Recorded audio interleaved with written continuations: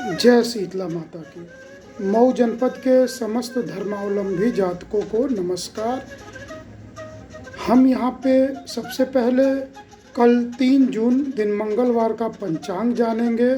तदुपरांत जो भी नवजात शिशु उत्पन्न होंगे रविवार की रात से बुधवार की भोर तक, वो क्या काल सर्प योग से ग्रसित होंगे, क्या वो मांगलिक होंगे, क्या वो 27 में होंगे कि नहीं होंगे, इन पे हम चर्चा करेंगे। साथ में ही भद्रा लग रहा है उस पे चर्चा करेंगे, और मृत्यु बाण लग रहा है इसमें क्या करना चाहिए क्या नहीं करना चाहिए इस पे चर्चा करेंगे।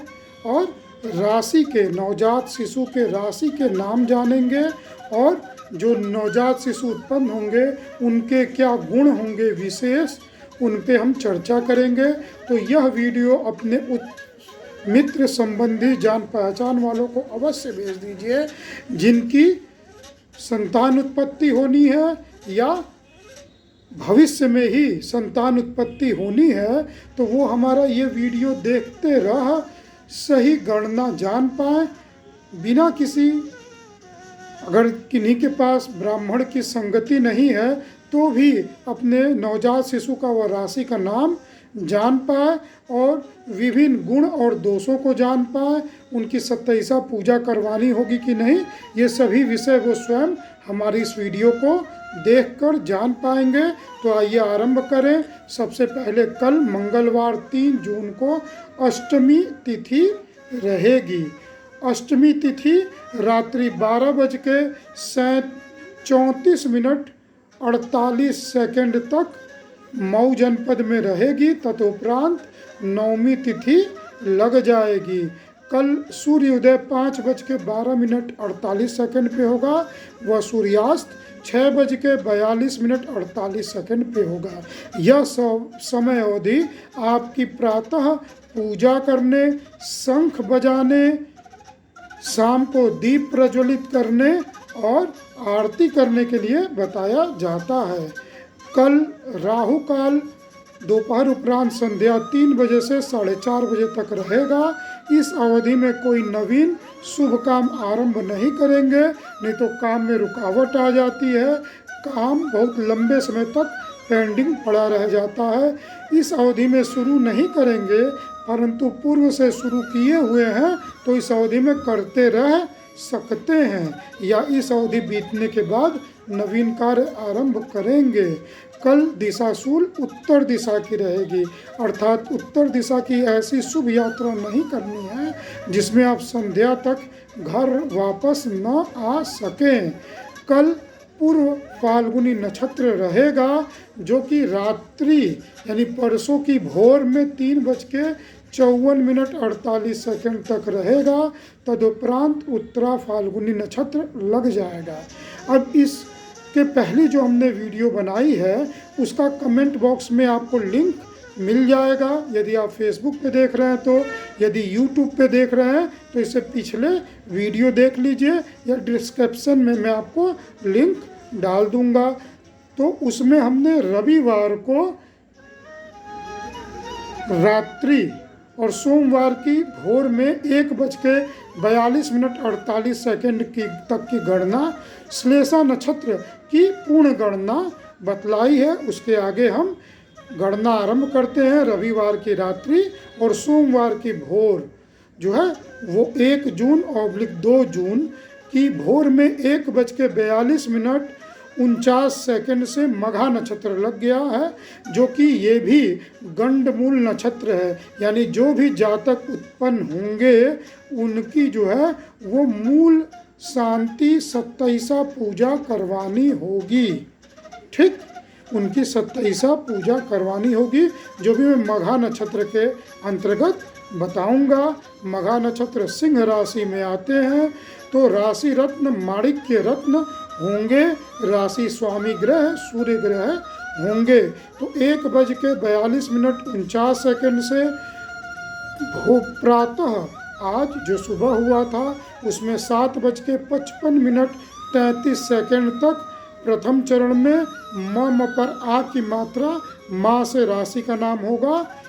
तदुपरांत द्वितीय चरण 7:55 से दोपहर 2:08 तक द्वितीय चरण, जिसमें म पर मी अक्षर से म पर बड़ी की मात्रा मी अक्षर से राशि का नाम होगा। तदुपरांत तृतीय चरण 2:08 से रात्रि 8:21 तक अभी होगा, जिसमें म पर बड़ी की मात्रा मू अक्षर से राशि का नाम होगा। तदुपरांत चतुर्थ चरण 8:21 उपरांत 4 सेकंड से आज सोमवार की रात्रि और मंगलवार की भोर में 2:33 तक राशि का नाम म पर ए की मात्रा मे अक्षर से, ये चतुर्थ चरण है। यहाँ मघा नक्षत्र समाप्त हो गया, यानी रात्रि 2:33 के पहले जो संतान उत्पन्न होंगी उन्हीं की 27वां पूजा होगी। ये आप जान जाइए। अभी थोड़ी देर बाद में मांगलिक और काल सर्प योग पे चर्चा करूंगा। अभी जान जाइए कि यहाँ पे जो संतान उत्पन्न होगी 2:33 तक वही उन्हीं की 27वां पूजा होगी, यानी 27 दिन तक घर में सूतक रहेगा। पिता संतान को नहीं देखेंगे, दाढ़ी बाल नहीं बनाएंगे, घर में देवी देवता की पूजा नहीं होगी। यदि किसी देवी देवता या ठाकुर जी या शालिग्राम जी या लड्डू गोपाल जी को आपने रखा है तो केवल उनको भोग लगेगा, दीप भी नहीं जलेगा, घंट भी नहीं जलेगा, धूप बजेगा, धूप बत्ती भी नहीं जलेगी, केवल भोग लगाएंगे, प्रणाम करेंगे और फिर ये भोग को आप लेके ग्रहण कर लेंगे। 5 मिनट 10 मिनट बाद केवल इतना ही कर्म करेंगे। 27 दिन बाद उसी नक्षत्र में, यानी मघा नक्षत्र में जन्म हुआ है तो 27 दिन बाद पुनः मघा नक्षत्र पड़ेगा तो दोपहर 12 बजे आप छाया दान करेंगे, यानी तेल में बच्चे का मुंह पिता देखेंगे। तदुपरांत सत्यनारायण जी की कथा होगी, तदुपरांत ही ये सूतक समाप्त होगा। ये मैंने जानकारी दे दी। अब आइए 2:33 से पूर्व फाल्गुनी नक्षत्र आरंभ होगा। ठीक, तो इसका पूर्व फाल्गुनी नक्षत्र का मतलब है पलंग का प्रथम चरण, प्रथम पाद, प्रथम चरण। ये नक्षत्र के जो स्वामी होते हैं, जब पलंग की बात आ गई तो आराम तलब पसंद होते हैं, सोचते हैं, प्लानिंग बनाते हैं, सुख से जीना पसंद करते हैं और राजसी गुण से युक्त रहते हैं। ये स्त्री संज्ञक नक्षत्र है। तो यदि पुरुष इस नक्षत्र में है, यानी जो जातक, जो पुरुष मेरी बात सुन रहे हैं, तो वह स्वयं में कठिन निर्णय लेने से बचते हैं और जो है सघन फैसले लेने में लोगों की राय ज़्यादा लेना पसंद करते हैं और थोड़े पराधीन स्वभाव के रहते हैं, दूसरों के अधीन रहते हैं। जबकि इस नक्षत्र की जो कन्याएं होती हैं, माताएं होती हैं, वो अद्भुत स्वभाव की धनी होती है। उनमें मातृत्व गुण बहुत ही अच्छा होता है, स्त्रियों के गुण बहुत ही अच्छे होते हैं। तो पूर्व फाल्गुनी नक्षत्र, यह जो जातक होता है अपने शरीर को, अपने शरीर की सुंदरता को और आकर्षक बनाता है, बहुत महत्व देता है।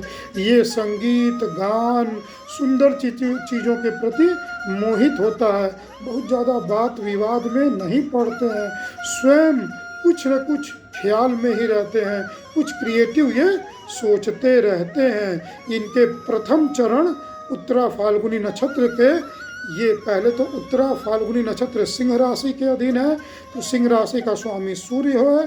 उत्तरा फाल्गुनी नक्षत्र का स्वामी शुक्र ग्रह है, तो ये उत्तरा फाल्गुनी नक्षत्र के शुक्र, तो शुक्र को हम देखेंगे। सूर्य की राशि में तो सूर्य को हम देखेंगे।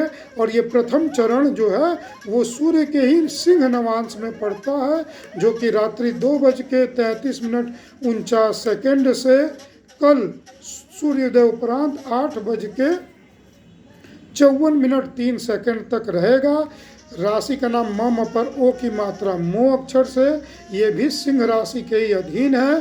तो यहाँ पे सिंह जो है वो राशि भी है और नवांश भी है, तो ये वर्गोत्तम नवांश हो गया। तो यहाँ सूर्य यदि बहुत अच्छे कुंडली में केंद्र त्रिकोण में बैठे हैं तो सूर्य के गुण बढ़ जाएंगे, तो जातक प्रभावशाली होगा, उसका व्यक्तित्व ओजस्वी तेजस्वी होगा, वो यशस्वी होगा, अपने कर्मों से यश को प्राप्त करने वाला रहेगा। यदि घर में एटीट्यूड से लोग रहते हैं, स्वाभिमानी बहुत ज़्यादा है और स्वाभिमान से बढ़ के अभिमानी भी हैं, तो ये अभिमानी भी हो जाते हैं। तो इन बातों का ख्याल रखिएगा कि जातक उत्तेजक क्रोधी न हो पाए। अब द्वितीय चरण 8:54 से दोपहर उपरांत 3:14 तक रहेगा। राशि का नाम ट टपरा की मात्रा टा अक्षर से। ये कन्या नवांश में पड़ेगा जो कि बुध का नवांश है।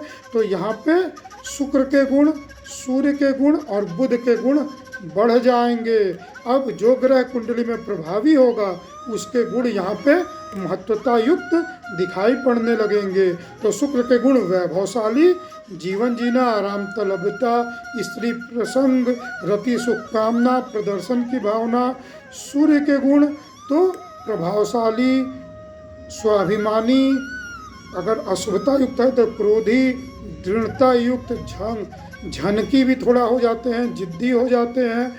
और बुध के गुण वाक पटुता, गणितीय रूप से बहुत प्रबल, अच्छे व्यवसायी होते हैं, अपनी बातों से लोगों को हरा देते हैं। ये सब बुध के गुण जातक में प्रकट होंगे। अब तृतीय चरण 3:14 से रात्रि 9:34 तक। राशि का नाम ट पर बड़ी की मात्रा टी अक्षर से रहेगा। ये सब सिंह राशि के ही अधीन है। राशि स्वामी सूर्य राशि रत्न माणिक्य रहेगा। तो तृतीय चरण तुला नवांश में पड़ेगा जिसका स्वामी शुक्र ग्रह है। तो शुक्र जो है वो नक्षत्र स्वामी भी हो गया और शुक्र जो है वो नवांश स्वामी भी हो गया। तो यदि कुंडली में शुक्र की स्थिति शुभ हो गई तो शुक्र की और सूर्य की गुण प्रबलता युक्त होगी। तो आलाम तलबता बढ़ जाएगा, रति कामना बढ़ जाएगी, ऐसे व्यक्ति ज़्यादा कामुक होंगे। यदि शुक्र बहुत अच्छी स्थिति में है तो ऐसे व्यक्ति प्रेम विवाह करेंगे या एक से ज़्यादा रति कामना युक्त संबंध बना सकते हैं। ऐसे व्यक्ति प्रदर्शन ज़्यादा करते हैं, अच्छे भोगी, अच्छे खान पान वाले, अच्छे से आभूषण इत्र लगाने वाले हो सकते हैं। ऐसे व्यक्ति क्रिएटिव वर्क में जाते हैं और ये नए आविष्कार नहीं करते हैं पर हर चीज़ों को एकदम सुंदर बना देते हैं और सुख और प्रसिद्धि से जीवन यापन करते हैं। तदुपरांत चतुर्थ चरण जो कि 9:34 से परसों भोर में यानी मंगलवार की रात्रि और बुधवार के भोर में 3:54 तक रहेगी और इसमें राशि का नाम टू अक्षर से रहेगा। ये चतुर्थ चरण जो है वो मंगल की वृश्चिक नवांश में पड़ेगा। तो यहाँ पे जो है वो नक्षत्र का स्वामी शुक्र, राशि का स्वामी सूर्य और नवांश का स्वामी मंगल, इन तीनों के गुण दिखाई पड़ेंगे। तो मंगल के गुण बढ़ जाएंगे तो ऐसे व्यक्ति यानी यदि वो व्यक्ति जो है वो कुंडली में पंचम भाव में मंगल है तो खेलने में ज़्यादा तत्पर रहेगा, शरीर को ज़्यादा प्रभावी करेगा। यदि नवम भाव में है तो पूजा पाठ में ज़्यादा पुरुषार्थ लगाएगा। यदि तृतीय भाव में है तो थोड़ी हिंसा स्वभाव में होगा। लग्न में है तो थोड़ा क्रोधी, उग्र, झंकी, जो जिद्दी होंगे। तो ये सब मंगल के गुण बढ़ जाएंगे। शेष गुण जो मैंने शुक्र के और सूर्य के बताए हैं वो रहेंगे ही। पूर्व फाल्गुनी नक्षत्र में जो जातक होंगे उनकी 27 पूजा नहीं होगी, परंतु जो मैंने आपको दोनों 2 दिन का बताया है यानी कि सोमवार और मंगलवार का, ये दोनों जातक पूर्ण रूप से काल सर्प योग से ग्रसित होंगे और चंद्र कुंडली से मांगलिक होंगे। लग्न कुंडली से मांगलिक होना जन्म के समय पे निर्भर करता है, जो कुंडली बनाने पे ही हम बता सकेंगे। हमारे यहाँ पूर्णतः कुंडली की अच्छे से व्याख्यान दी जाती है। शुभ अशुभ ग्रहों को और घर को, यानी जो भाव में ग्रह बैठते हैं उन भाव का भी अच्छे से व्याख्यान दिया जाता है। और आपकी कुंडली भली प्रकार से, चाहे आप आके समझें या वीडियो कॉल से हमसे समझें, भली प्रकार समझाई जाती है। और विश्व में कहीं से भी आप हिंदी और अंग्रेजी दोनों भाषाओं में हमसे कुंडली प्राप्त कर सकते हैं।